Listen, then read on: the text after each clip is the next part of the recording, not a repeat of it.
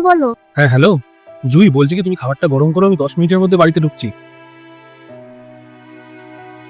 ঘড়ির কাঁটার টাইম কত হয়েছে দেখেছো? 11:30 বেজে গেছে। তুমি কি প্রত্যেক দিন এরকম রাত করে আসবে? আর তোমার এই রাত করে আসার চক্করে আমার ঘুমের ডিস্টার্ব হয়ে যায়। এই শোনো, তোমার যদি এত রাত করে ঘরে ঢোকা থাকে না, তুমি বাইরে থেকে প্লিজ খেয়ে এসো। আমার ঘুমের ডিস্টার্ব করো না। ছাড়ো, বাদ দাও, তোমাকে কিছু করতে হবে না।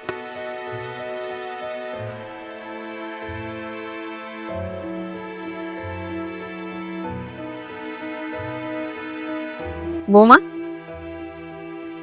হ্যাঁ মা বলো।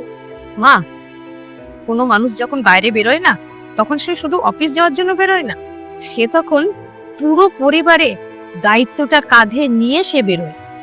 দুমুঠো অন্ন জোগাড়ের জন্য। দুবেলা খাবার রান্না করা অনেক সহজ, কিন্তু দুবেলার খাবার জোগাড় করা অনেক কঠিন। এই জন্য বলছি, যে ঘরে রোজগার করে তাকে সম্মান দেওয়া উচিত। কারণ সে যদি রোজগার করা বন্ধ করে দেয় না, তখন তুমি বুঝবে দুমুঠো অন্নের দাম। মা, আমার অনেক বড় ভুল হয়ে গেছে। এরপর থেকে আর কখনো এরকম হবে না। ঠিক আছে, কোনো ব্যাপার না। যাও, ও চলে আসবে। ওর খাবারগুলো গরম করো নিয়ে যাও। হ্যাঁ মা, ঠিক আছে।